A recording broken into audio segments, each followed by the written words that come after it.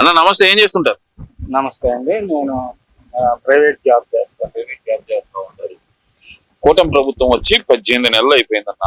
ఎలా ఉందంటారు ఈ కూటమి ప్రభుత్వ పాలన అనేది 18 నెలల కాలం? Super sir. సూపర్ 6 కానీ, పథకాలు కానీ, రైతులకు కానీ, మహిళలకు కానీ, ఉచిత బస్సులు కానీ, అనేక అన్నా క్యాంటీన్, ఎంతో మంది నిరుపేదలు రోడ్ల మీద తినటానికి లేక అల్లాడే టైంలో కూడా జగన్మోహన్ రెడ్డి ఎంతో అసలు ఆ క్యాంటీన్ ఎంతో మందికి ఉపయోగపడేదాన్ని కూడా తీసేసి చాలా పేదలకి పట్టెడు అన్నం దొరకని పేదలకి చాలా అన్యాయం చేశారు. మళ్ళీ కూటమి ప్రభుత్వం రావటంతో ఫస్ట్ ఓపెన్ చేసి చాలా మంచి పని చేశారు. మంచి పని చేశారంటారు. సోమరపోతులను చేస్తున్నారంటగా అన్నా క్యాంటీన్లు పెట్టి. సార్, సోమరపోతులను అన్నా క్యాంటీన్ లేకపోతే ఎంతో మంది అడుక్కుంటా బస్ స్టాండ్లో రూపాయి అడుక్కుంటున్నారు సార్. అడుక్కునే పరిస్థితి లేకుండా చేసింది కూటమి ప్రభుత్వం. సోమరపోతులు కాదు సార్, సోమరపోతుల్ని ఎవరిని చేయరు. ఇవాళ కూలి పని చేసుకునే వాళ్ళకి ఇంట్లో సరి టైంకి ఫుడ్ ప్రిపేర్ చేయలేరు. వాళ్ళ టైంకి వెళ్ళాలి. ఏ రోజు వెళ్ళకపోతే ఆ రోజు గడవదు. వాళ్ళ క్యారేజీ ఉండదు. బయట తినాలంటే వాళ్ళకి వచ్చేది 500-600 జీతం. దాంట్లో 100 రూపాయలు ఖర్చు పెడతారు. మరి ఇంక వాళ్ళ ఇంటికి ఏం తీసుకెళ్తారు సార్? ఇది ఎంతో ఉపయోగపడుతుంది. కార్మికులకు కానీ చాలా ఉపయోగపడుతుంది. ఎక్కడో దాకా సార్ ఆర్టీసీ కండక్టర్లు డ్రైవర్లే అంటున్నారు సార్ క్యాంటీన్లకు వచ్చి. వాళ్ళకి టైంకి వాళ్ళ ఇంటి దగ్గర నుంచి రాదు క్యారేజీ. వాళ్ళు టైంకి అందుబాటులో ఉంటుంది. ఎంతో ఉపయోగం. ఒక పేదల సోమరపోతుల్ని ఎవరు చేస్తున్నారు సార్? ప్రతి ఒక్కరికి అందుబాటులో జర్నీ చేసే వాళ్ళు ఉంటారు. టైంకి బయట 100 రూపాయలు కాదు 200 పెట్టినా కానీ ఇదే ఫుడ్ వాళ్ళు కూడా పెట్టేది 5 రూపాయలకి. అది సేవ్ చేస్తున్నట్టే కదా సార్ జనాలకి. ప్రభుత్వం, కూటమి ప్రభుత్వం ఇప్పుడు P4 అని పెట్టింది కదా, రిచ్ అండ్ ప్యూర్. ఇది కూడా ఒక భాగమే కదా. దాంట్లో 100 రూపాయలు 200 ఖర్చు పెడుతున్నాడు. 5 రూపాయలతో తింటున్నాడు. బయట 200 ఖర్చు పెట్టి తినే బదులు అంటే 195 రూపాయలు మిగిలిపోయినట్టే కదా, వాళ్ళకి సేవ్ చేసుకున్నట్టే కదా. ఇప్పుడు 18 నెలల కాలంలో కూటమి ప్రభుత్వం సంక్షేమం బదులు సంక్షోభం, రాష్ట్రాన్ని సంక్షోభంలో నెట్టేసింది అంటున్నారు. అది నిజమే అంటారా? సంక్షోభం కాదు సార్, అభివృద్ధి వైపు నడిపిస్తుంది. మా విదేశాలకు వెళ్ళి ఈ రకంగా ఏ రోజైనా సరే ఈ రకంగా జగన్మోహన్ రెడ్డి పరదాలు కట్టుకొని పరదాల తోట నుండి ప్యాలెస్ లో రాజకీయం నడిపాడు తప్పితే ఏ దేశం వెళ్ళినా కానీ చాలా లోకేష్ గారిని కానీ, చంద్రబాబు నాయుడు గారిని, పవన్ కళ్యాణ్ గారు కానీ ఏదైనా కూటమి ప్రభుత్వంలో ఎవరినైనా అసలు ఏ విధంగా స్వాగతిస్తున్నారు సార్? ఎలాగ పెట్టుబడులు వస్తున్నాయి? 100 కంపెనీలుగా తీసేసారు సార్ ఆ టైంలో. అమర్ రాజా కానీ ఎంతమంది భయపడిపోయి వెళ్ళిపోయారు సార్. తెలంగాణ వెళ్ళిపోయి అక్కడ డెవలప్ చేస్తున్నారు సార్. వెళ్ళిపోయి మన దెబ్బకి భయపడి జగన్మోహన్ రెడ్డి గారి దగ్గరికి. మళ్ళీ ఇప్పుడు అసలు పెట్టుబడులు పెట్టడానికే కియా మోటార్స్ కానీ ప్రతి ఒక్కళ్ళు ఎంతమందికి ఉపాధి సార్? ఇవన్నీ పరిశ్రమలు వస్తాయి. ఎంతమంది ఎడ్యుకేటెడ్స్ కి, ఎంతమంది అన్ఎడ్యుకేటెడ్స్ ఎంతమంది బతుకుతారు? ఎంత అభివృద్ధే కదా. ఇంకా సంక్షోభంలోకి ఎక్కడికి వెళ్తుంది సార్? కూటమి ప్రభుత్వం ఉండటం వల్ల కేంద్రం నుంచి మంచి నిధులు తీసుకొస్తున్నారు. చక్కగా ఎంత చకచక ఉన్న మొత్తం అంతకు ముందు 2014లో అభివృద్ధి చేయాలని అమరావతిని డెవలప్ చేసి అక్కడ పెట్టిన మెటీరియల్ కూడా అమ్మేసుకున్నారు కదా సార్. ఏముంచారు సార్? ఆడ మొత్తం శ్మశానం చేశారు. ఇవాళ మళ్ళీ ఇప్పుడు వెళ్ళి చూడండి సార్, మళ్ళీ ఎలా ఉంది అమరావతి? ఇప్పుడు ఎలా శరవేగంగా అభివృద్ధి. ఇంకెక్కడ సార్ సంక్షోభంలోకి వెళ్ళింది? ఎక్కడ సార్? రైతులను చూడండి. రైతులను చూస్తే రైతులు కూడా ఏ రోజు ఇప్పుడు ఎంత హ్యాపీగా ఉన్నారు. చెప్పింటే ఇంక 2 విడతలు చేస్తా ఉన్నారు. కేంద్రం నుంచి వచ్చే వాటాని కేంద్రం నుంచి రప్పించారు. వీళ్ళు ఇచ్చే వాటా 2 విడతలుగా ఇచ్చి ఇంటికి వెళ్ళి ప్రతి ఊరికి వెళ్ళి రైతులను పలకరించి మీకు వచ్చిందా, పర్లేదా, మీకేంది? ఎవరు సార్? ఎవరు పట్టించుకున్నారు సార్? గత 5 ఏళ్ల ప్రభుత్వంలో రైతులను కానీ ఎవరిని? రైతులను ఆదుకుందే మేము, రైతులకి గిట్టుబాటు ధర ఇచ్చిందే మేము. ఈ కూటమి ప్రభుత్వం వచ్చిన తర్వాత రైతులందరూ నష్టపోవటం తప్పితే బాగుపడింది అక్కడ. అరటికాయ కేజీ 50 పైసలు అమ్ముకుంటున్నారు. ఇప్పుడు ఉన్న పరిస్థితుల్లో మేము ఉన్నప్పుడు కేజీ 50 రూపాయలు అమ్మింది, ఇప్పుడు 50 పైసలకు అమ్ముకుంటున్నారు అంటున్నారు కదండి. మరి సార్ ఆయన చెప్పే మాటలు ఎట్లా ఉంటాయి అంటే, రైతుల దగ్గరికి ఇట్లాగా అనంతపూర్ ఎక్కడికో రైతుల దగ్గరికి వెళ్ళి ఉల్లిగడ్డల్ని దాన్ని బంగాళదుంప అని దాన్ని ఇచ్చేసాడు సార్. ఆయనకి అసలు రైతుల గురించి, వ్యవసాయం గురించి ఏం తెలుసు సార్? దోచుకోవటం, పంచుకోవటం తప్పితే ఏం తెలుసు సార్? అసలు ఈ కూటమి ప్రభుత్వమే దోచుకో, పంచుకో, తినుకో అనే నినాదంతో పని చేస్తుంది అంటున్నారు కదండి. దోచుకో తినుకో పంచుకో కాదు సార్. కూటమి ప్రభుత్వంలో దోచుకోవటం అనేది జరిగితే అక్కడ స్మాషే. ఒక్క ఎమ్మెల్యేని కూడా సీఎం గారు అంత స్ట్రిక్ట్ గా ఉంటది. దోచుకుంటే ఒప్పుకోడు, ఆయన దోచుకోడు, ఇంకొకరిని తినేయడు సార్. ఆయన అభివృద్ధి వైపే, ఎవరినైనా సరే అభివృద్ధి వైపే ఉంటుంది సార్. ఇక్కడ కూటమి ప్రభుత్వం దోచుకో పంచుకో కాదు సార్. అభివృద్ధి చెయ్యి, చూపించు, ప్రగతి ప్రదంలో నడిపించు.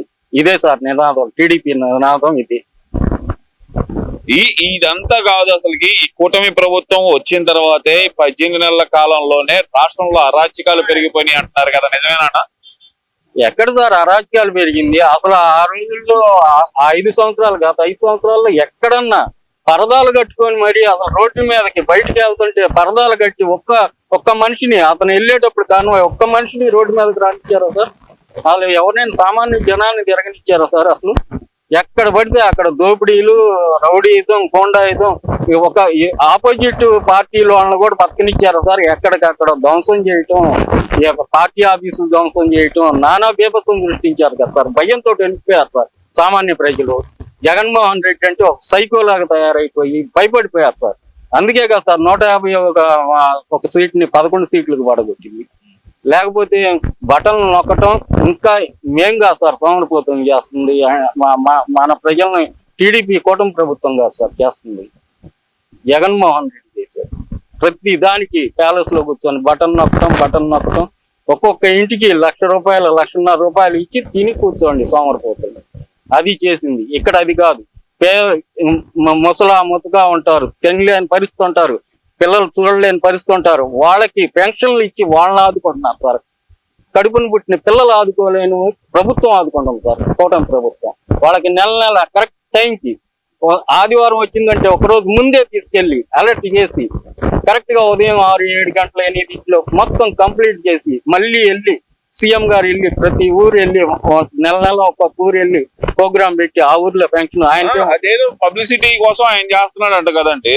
పబ్లిసిటీ కోసం కాదు సార్ ఆయన చేస్తుంది. కరెక్ట్ గా అందుతుందా జనాలకి, అందటం లేదా, ఇక్కడ ఉన్న అధికారులు కరెక్ట్ గా రెస్పాండ్ అవుతున్నారా, ఇస్తున్నారా, ఇట్లేదని ఒక్కొక్క ఏరియా ఒక్కొక్క నెల చెక్ చేసుకుంటున్నాడు సార్ ఆయన. మీరు ఆ మాట అన్నారు. ఓకే, ఇందాక అమరావతి గురించి మాట్లాడారు కాబట్టి మన రాష్ట్రానికి ఒక అంతర్జాతీయ స్థాయి రాజధాని అవసరమా అనేది అంబటి రాంబాబు గారు ప్రశ్న సూటి ప్రశ్న ఆయన అడుగుతున్నాడు. మన మొహాలకి అంత రాజధాని అవసరమా అంటున్నాడు ఆయన. 1,00,000 కోట్లతో రాజధాని అవసరమా అంటారు. దానికి ఏమంటున్నాడు, ఏమంటారు మరి మీరు? 1,00,000 కోట్ల అవసరం ఏంటి సార్? అసలు మనకి అసలు రాజధాని లేని రాష్ట్రంగా మనం ముందుకు వచ్చాం సార్. ముందు తెలంగాణ నుంచి విడిపోయి అప్పుడు ఏంటంటే ఇప్పుడు ఒక బిడ్డకి తండ్రి ఎవడు అని అడుగుతారు సార్. రేపు సమాజంలో రాజధాని లేకపోతే ఆ రాజధాని కూడా ఎలా ఉండాలి? మనం హైదరాబాద్ అంత డెవలప్ చేశారు ఈ కూటమి ప్రభుత్వం, ఈ చంద్రబాబు నాయుడు గారు అంత డెవలప్ చేసి వాళ్ళకి చక్కగా నిధులు సమకూర్చి వాళ్ళ చేతిలో పెట్టి మనం బయటకు వచ్చాం సార్. ఇవాళ ఎలా ఉంది వాళ్ళకి ఆర్థికంగా ఎలా ఉంది సార్ వాళ్ళది, వాళ్ళ స్టేట్? అక్కడి నుంచి 1,00,000 కోట్ల పైన. అలాగా అది ఎలా వచ్చింది, దేని వల్ల వచ్చింది? చంద్రబాబు నాయుడు గారు విజన్ వల్ల ఆయన కష్టపడి అలాగ తయారు చేయబట్టి ఫ్యూచర్ 25 సంవత్సరాల ఫ్యూచర్ ఆలోచించి చేశాడు. ఇవాళ ఫలాలు అనుభవిస్తున్నారు సార్, వాళ్ళు అనుభవిస్తున్నారు. మనం మొక్క నాటితే అదే మొక్క నాటితే రేపు మన భవిష్యత్తు పిల్లలు డెవలప్ అవుతారు. వీళ్ళకి తెలియదా? అంబటి రాంబాబు లాంటి రాజకీయ నాయకుడికి తెలియదు అంటారా? ఇవన్నీ వాళ్ళు డాన్స్ వేయడానికి పనికి వస్తారు సార్, విమర్శించడానికి పనికి వస్తారు సార్. ఆయన నీటిపారుదల శాఖ ఏమి చేశాడు సార్? ఎక్కడ కాలం ఉందో కూడా తెలియదు సార్ ఆయనకు. వాళ్ళ కాలం అంటే ఏందో తెలియదు, నది అంటే ఏందో తెలియదు, సముద్రం అంటే ఏందో తెలియదు. మాటలు మాత్రం మాట్లాడుతూ ఉంటాడు. ఏమి తెలియని వాళ్ళకి ఏదన్నా అసలు తెలియని వాళ్ళకి చెప్పొచ్చు సార్, పూర్తిగా తెలిసిన వాళ్ళకి చెప్పొచ్చు. అటు ఇటు కాని వాళ్ళకి మనం ఏమి చెప్పలేము. వాళ్ళు ఏదైనా మాట్లాడతారు, వెనక నుంచి మాట్లాడిచ్చేటప్పుడు ఏదైనా నోటికి వచ్చింది మాట్లాడతారు. సరే, 2027లో పాదయాత్ర చేస్తాను, ప్రజలందరూ ఇప్పటికే కూటమి ప్రభుత్వం మీద విసిగిపోయి ఉన్నారు, నన్నే ముఖ్యమంత్రిగా కోరుకుంటున్నారు, 2029లో నేను రాగానే జగన్మోహన్ రెడ్డి 2.0 అంటే ఏంటో చూపిస్తాను నేను అంటున్నాడు కదా. మరి ఈ పాదయాత్ర అయింది, 2.0 ఏందంటారు? పాదయాత్ర మామూలే సార్, అది తప్పనిసరిగా ప్రతిసారి చేసేది ఆయన చేస్తాడు. పోయినసారి కూడా చేశాడు. ఏం ఉపయోగం సార్? పాదయాత్ర కాదు సార్, ఏ యాత్ర చేసినా తల కింద పెట్టి కాళ్ళు పైకి ఎత్తి తపస్సు చేసినా గానీ రావటం అనేది ఇంపాసిబుల్ సార్. ఇంకా పోతే 2.0 అని అంటున్నారు కదా, 2.0 కాదు సార్, 0.0 అంటారు. జీరో 2.0 చూపెట్టడం కాదు.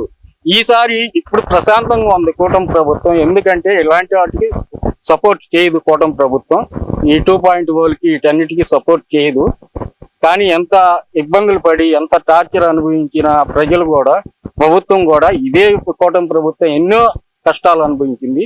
కానీ అదే జగన్మోహన్ రెడ్డి అనుభవించి ఉంటే ఈ పాటికి మన రాష్ట్రాన్ని అతలాకుతలం చేసేవాడు పదవిలోకి వచ్చినట్టయితే. మరి ఆయన అదే అంటాడు, ఇప్పుడు కూటమి ప్రభుత్వంలో రెడ్ బుక్ రాజ్యాంగం నడుస్తుంది కాబట్టి మేము వస్తే గనక రప్ప అని అంటాడు. ఎక్కడ సార్ రెడ్ బుక్ రాజ్యాంగం కనుక నడుస్తూ కనుక జరిగితే కనుక ఒక్కడ బయట తిరిగేవాడు కాదు సార్. అదేంటండి, వైవి సుబ్బారెడ్డి మీద పెట్టిన కేసు గానీ, చెవిరెడ్డి భాస్కర్ రెడ్డి మీద గానీ, వాళ్ళ మోహిత్ రెడ్డి మీద గానీ, మిథున్ రెడ్డి మీద గానీ, అంపటి రాంబాబు మీద గానీ, ఇప్పుడు వల్లభనేని వంశీ మీద గానీ, వీళ్ళందరి మీద పెడుతుంది రెడ్ బుక్ రాజ్యాంగం ప్రకారమే అంట కదండి కేసులు. సార్ వాస్తవంగా అస్సలు రెడ్ బుక్ రాజ్యాంగం కాదు సార్. రెడ్ బుక్ ప్రకారం కనుక ఫాలో అయితే కూటమి ప్రభుత్వం అస్సలు ఉన్న మెయిన్ లీడర్ జగన్మోహన్ రెడ్డి ముందు లోపలికి వెళ్తాడు సార్. వీళ్ళంతా బచ్చాగాడు సార్. ఈ బచ్చాగాడు మనకెందుకు, వీళ్ళ జోలికి వీళ్ళు ఇంతే, మనకి వాళ్ళకి తేడా ఉందని కూటమి ప్రభుత్వం వదిలేసింది సార్. ఇప్పుడు వీళ్ళందరినీ మీరు అంటున్నారు, మిథున్ రెడ్డి వీళ్ళందరూ, చెవిరెడ్డి భాస్కర్ రెడ్డి, వీళ్ళంతా స్కామ్ లో ఇరుక్కొని ఇది ప్రభుత్వం చేపించలేదు సార్. సిబిఐ ఎంక్వైరీ ద్వారా అక్కడ జరుగుతుంది, సెంట్రల్ గవర్నమెంట్ నుంచి జరుగుతుంది.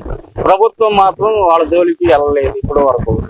అదంతా జరుగుతుందంతా నడుపుతుందంతా కేంద్ర ప్రభుత్వం నుంచి సిబిఐ సిఐడి వాళ్ళ ద్వారా అక్కడ ఎంక్వైరీలు, వాళ్ళ మీద నిందలు వచ్చినాయి. లిక్కర్ స్కామ్ రకరకాలు ఉన్నాయి కాబట్టి ఉన్నవాళ్ళ మీదే వచ్చినాయి సార్. అదే ఎక్కడో దాకెందుకు నాని ఉన్నాడు, నాని మన మచిలీపట్నం పేరు నాని. వాస్తవంగా ఎంత మన పౌర సరఫరాలది మన బియ్యం వెళ్ళిపోయినాయి సార్, షిప్పుల్లో ఎంత వెళ్ళిపోయినాయి సార్. అవన్నీ కరెక్ట్ గా మనం రెడ్ బుక్ కనుక ఓపెన్ చేస్తే ఫస్ట్ అతను వెళ్ళాలి, తర్వాత కొడాలి నాని వెళ్ళాలి సార్. కరెక్ట్ గా కనుక రెడ్ బుక్ ఓపెన్ చేస్తే వంశీది కూడా ఈ కక్ష సాధింపు చర్యల వల్ల అతన్ని చేయలేదు సార్. అతని మీద గతంలోనే కేసులు చాలా ఉన్నాయి. ఆ ప్రభుత్వం మనవాళ్లేగా సర్దుకుపోయి ఏమీ చేయనీయకుండా, ఎవరిని యాక్షన్ తీసుకోనికుండా ప్రభుత్వం ఆపింది. ఇప్పుడు ప్రభుత్వం పోయినాక హైకోర్టు కానీ సుప్రీంకోర్టు కానీ ఎవరి మీద కేసులు ఉన్నాయి, ఎలాంటి కేసులు ఉన్నాయి, ఏంది పెండింగ్ కేసులన్నీ తిరగతోడుతుంది కాబట్టి వీళ్ళ మీద యాక్షన్ చేసుకోవడం